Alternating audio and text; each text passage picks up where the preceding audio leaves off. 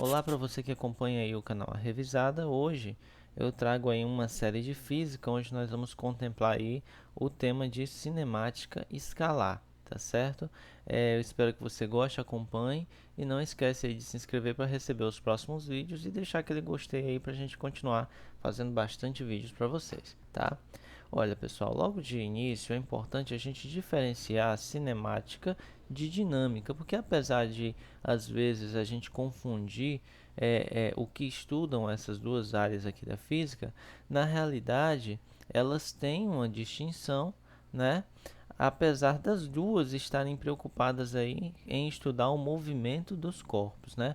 Tanto cinemática como dinâmica se preocupa aí em estudar o movimento dos corpos. Porém, o que diferencia uma da outra é que na cinemática, né, a cinemática vai se preocupar apenas em fazer a descrição, em descrever como acontece esse movimento. Ela não está preocupada em dizer o porquê que esse movimento aconteceu, qual foi a causa desse movimento. Já no caso, a dinâmica, ela também vai se preocupar com o movimento dos corpos, mas o foco dela é identificar o porquê, né? O porquê que esse corpo ganhou um movimento. E aí isso daqui está muito relacionado com as forças. Sendo assim, eu trouxe aqui uma tabela para a gente ver o que cada um estuda. Ó. Na cinemática, né, esse tema que nós vamos entrar hoje, nós vamos trabalhar a velocidade, a aceleração, a localização e o tempo de um determinado movimento. Né? A velocidade é o quê? É a distância percorrida num determinado tempo. A aceleração está relacionada com a mudança da velocidade com o passar do tempo. A localização é justamente o posicionamento do corpo no espaço e o tempo de movimento é a razão temporal aí que identifica a mudança de ponto onde o corpo se localiza no espaço, tá bem? Isso daqui vai ser a preocupação da cinemática. Se nós conseguimos identificar onde o corpo está, o tempo no qual ele demorou para se movimentar, a gente consegue identificar velocidade e aceleração. Esses quatro itens aqui conseguem fazer aí a descrição do movimento do corpo. Já na dinâmica, nós vamos estudar predominantemente as forças. Por quê? As forças. Imagina o seguinte, aqui eu tenho esse bloquinho, ó. Enquanto eu não aplicar uma força aqui na lateral dele, ele não vai se movimentar. Se eu deixar ele aqui, ele vai ficar parado eternamente, né? A não ser que, por exemplo, um terremoto aconteça, vire a minha mesa e aí o bloquinho vai cair, né? Ou seja, o terremoto ele vai aplicar uma série de forças aqui para fazer o bloquinho cair. E o mesmo eu vou fazer aqui agora. Eu vou aplicar a força, né, para retirar ele de cima para a gente continuar a nossa aula de hoje, tá bem? Para poder a gente fechar e começar a nossa série aí de fato, eu queria usar com vocês um exemplo muito clássico, né, que é a viagem de um navio. Aqui nós temos, por exemplo, o Brasil, né? Tentar desenhar aqui o Brasil. E aqui do outro lado do mundo nós temos a África, né? Vou tentar desenhar a África aqui, pessoal.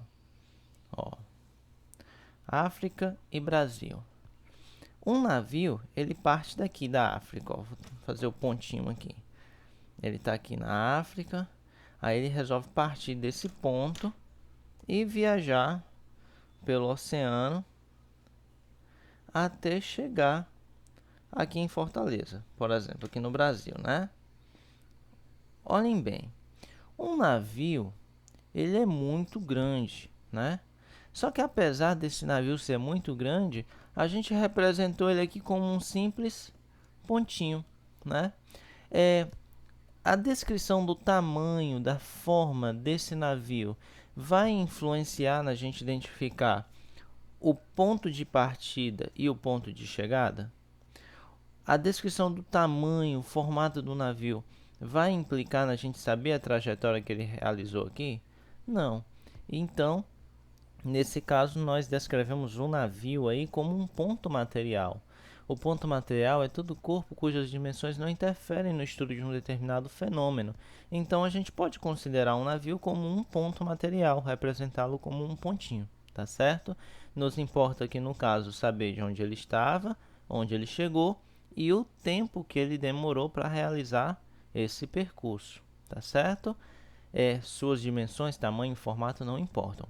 Porém, imagine o seguinte, ó, que esse navio chegou aqui no porto, né? Tá aqui o porto, vou tentar desenhar aqui o atracadouro, acho que é assim que se fala, né? Onde os navios estacionam, né? Eu acho que é assim. Bom, tá aqui a água. E aqui está um navio chegando, um navio gigante. Se a gente quiser identificar, né? Por exemplo, aqui, a entrada desse navio nesse porto, observem o tamanho do navio comparado aqui, ó, à entrada do porto, né? São tamanhos consideravelmente diferentes. Então, nesse caso, a gente tem que considerar, sim, a dimensão do navio para poder analisar se ele vai conseguir estacionar aqui ou não, né? E aí nós temos então a definição do corpo extenso.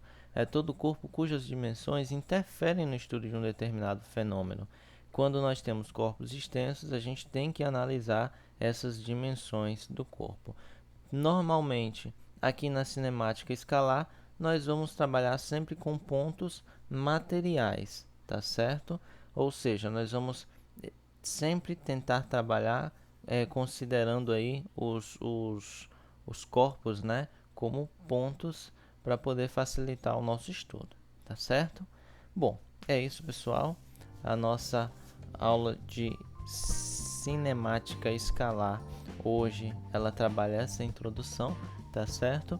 Ficando dúvidas, postem nos comentários e eu aguardo você no próximo vídeo aí, dando continuidade a essa série. Até a próxima!